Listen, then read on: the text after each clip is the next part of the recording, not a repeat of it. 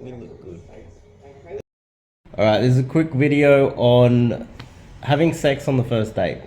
Now, apparently this is a big topic and it's really important, apparently. So, I think I've covered this quite a lot in many other videos, but let's just try and tie it all in one big bow.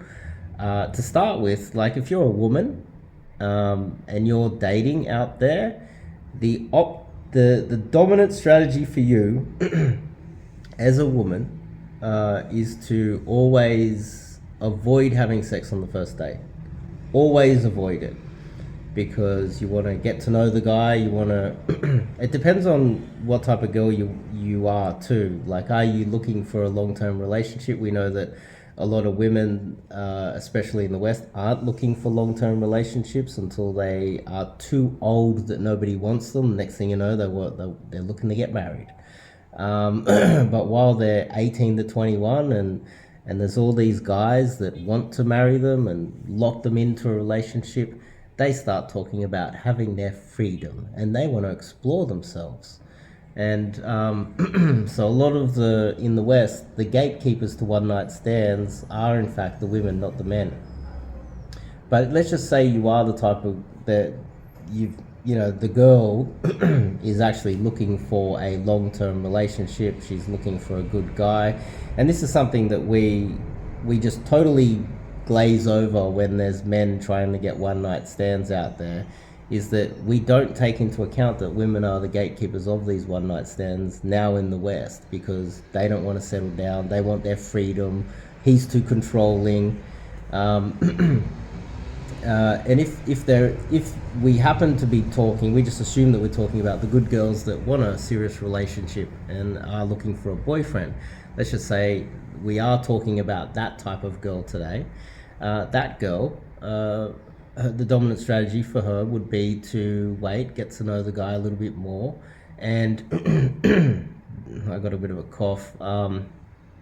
The factor that does matter is that the girl, if there wouldn't be damage to the vagina, and I would say that this is one of the factors that people just glaze over as well. If she's looking for a serious relationship, if the girl is looking for a serious relationship, she's looking for a boyfriend, and there was no damage that could ever be done to the vagina, and the lies that we've been told about the vagina stretching back and closing back up and tightening, and which is lies. Once the vagina has been broken by a large penis, it is broken forever. It's all lies. All the blogs, everything out there is a lie, and that is to protect the women who are out there that have reached their 30s and they're looking for a serious relationship. But I get it. I understand why, because they're in a difficult situation. If there was to be no damage to the vagina, and they could just remain virgins and just reset the virginity every single first date, one strategy would be to maybe just sleep with the guy on the first date, lock him in, get to know him, see how committed he is to her, see if he's the type of guy that's worth like marrying, and then over time find the right guy, lock in a long-term relationship, boom, you settle down, everything's cool. But what happens is, if the girl takes that strategy and she has a lot of one night stands, there'll be damage not only to the vagina, but her ability to enjoy sex moving forward will be greatly diminished. She won't feel it as much, and if she happens to come across a large penis, what will happen is that vagina won't feel other penises. That's where the classic "is it in yet" comes from, and that has nothing to do with the size of the man's penis. It's the size of the woman's vagina, which is in fact how it really works. Gynecologists and every other scammer out there is doctors. Okay, I'm disagreeing with doctors, yes, so therefore I'm a conspiracy theorist. But the doctors will tell you that it bounces back. But men that are out there meeting women will come across a lot of women that have large body counts. They just can't feel the sides. They can't orgasm. They have a lot of trouble building rapport with men. They have a lot of trouble pair bonding with men, so they find themselves running down uh, so many men and never really getting into a serious relationship. And if you're the type of guy that's looking for love, then they're the type of women that you need to avoid, because if you fall for her, she's less likely to fall for you, and then you end up getting heartbroken, which is what is happening the majority of the time in the West. Is that men are having their hearts broken by women. That's what's mainly happening in the West right now, and a lot of the girls that are like under 25. Keep in mind, in China, if you're 25 and over, you're not married, you're deemed to be a leftover woman, and that's arguably the most intelligent, wealthiest, the safest. Um, People argue about the political situation in China, but they tick every other box. And they're dominating the West. You can't walk out at 1 a.m. in the morning in San Francisco. New York, you walk through the park at lunchtime, you might still get mugged in broad daylight, but that's not going to happen in countries where, you know, I think it all ties into the whole geopolitical thing as well. But anyway, as a man, as a woman, let's just finish this off. She needs to avoid having one night stands. She needs to somehow, and you have to understand it from their point of view, she has to somehow figure out which guy is committed to her without sleeping with him. Try to keep him around in a short period of time so that he wants to be with her. And he also has to be a nice, they have to click, there has to be a spark there. She has to somehow read the man's mind, whether he's even interested in a relationship, and whether he's the type of guy who's gonna sleep with her for a couple of weeks or even a couple of months, maybe 6 months or even a year, and then just kind of find something else. And that is a risky proposition for women. Women have a difficult situation. They're in a difficult situation because they can't see the future, they can't read your mind, and every time that they get in bed with a man, their vagina's getting damaged, and so therefore I totally understand why there's so much propaganda out there protecting women's damaged vaginas and older women. It makes perfect sense why they do it, and as a man, you should understand that. And so let's get to the point of view of the man. What is your dominant strategy? Well, your dominant strategy is actually the opposite. Because think about it from this point of view. You can't read her mind, the same situation. You can't from the same sort of point of view, you can't read her mind. You don't know where she's been. You don't know her past. You can ask her, but that's not going to work. She's not going to tell you. You're never going to really know. Is she committed to you?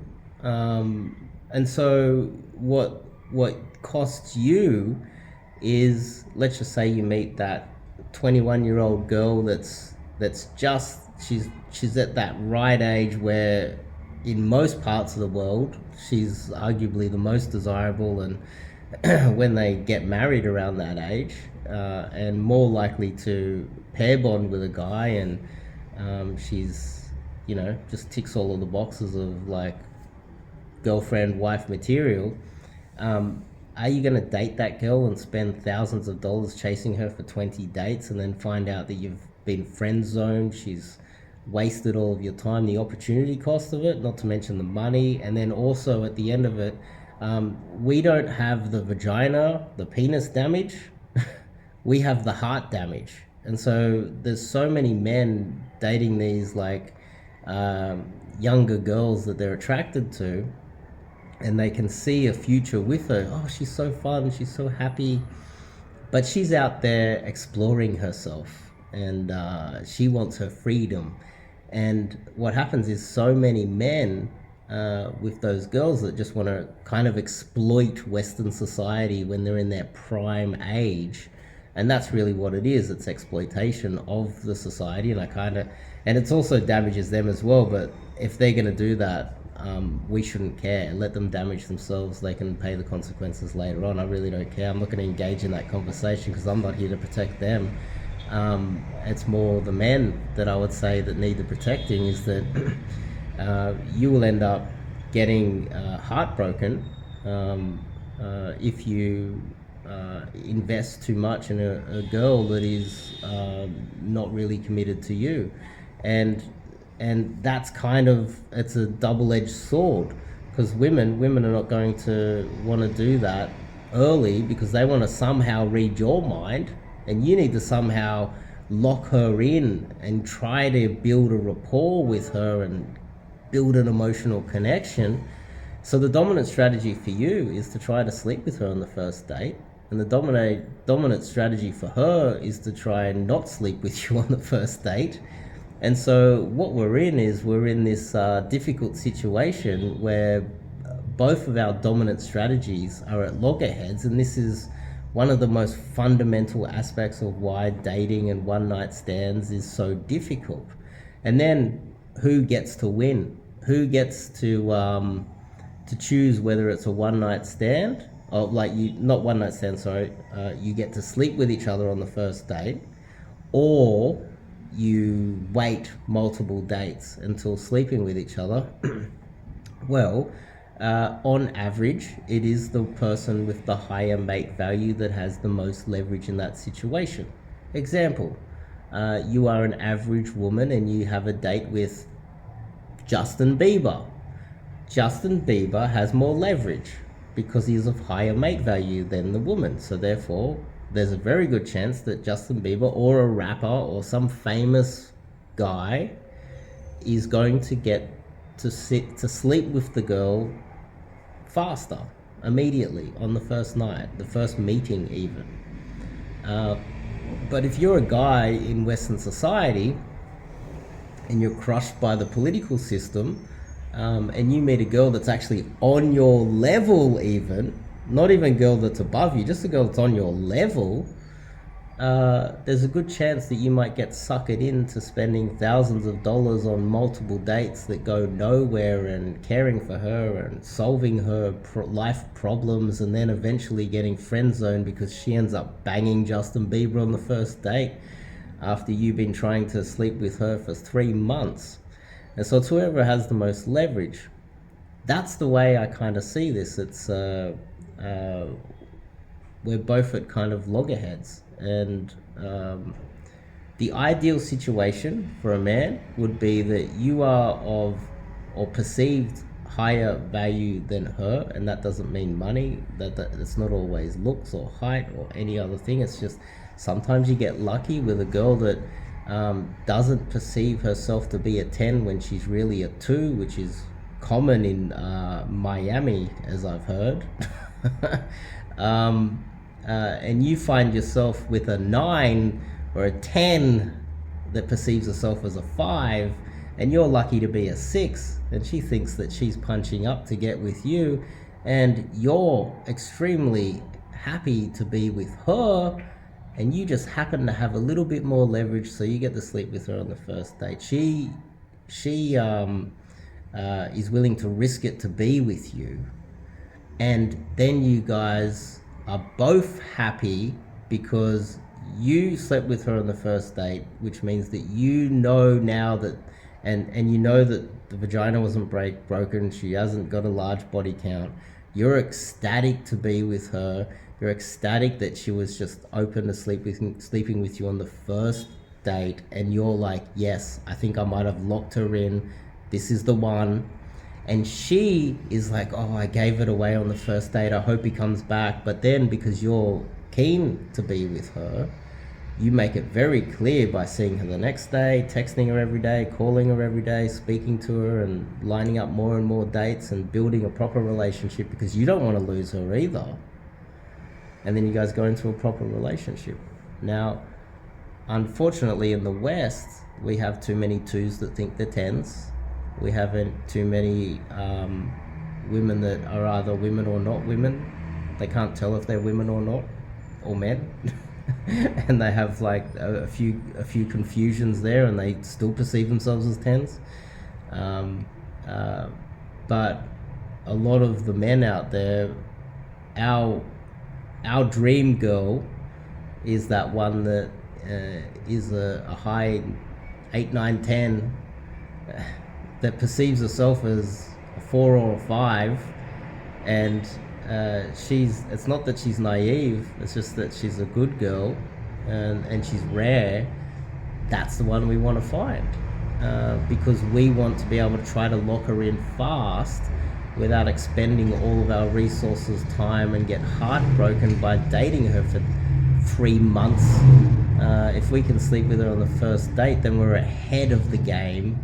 We've got a bit more leverage, and if we want to be with her, then we stay with her. And if she's the type of girl that wants a relationship and isn't exploring herself and guarding relationships in that prime time, then everyone can win. And I would say that that comes down to finding a woman that hasn't run the gauntlet, isn't exploring herself, is in her prime, perceives herself to be of lower mate value than she actually is, wants a relationship with you, and is willing to sleep with you on the first date to try to build a relationship with you early. And that woman is hard to find. So therefore, you need to learn cold approach, learn game from me, and get so much volume that you can actually find her.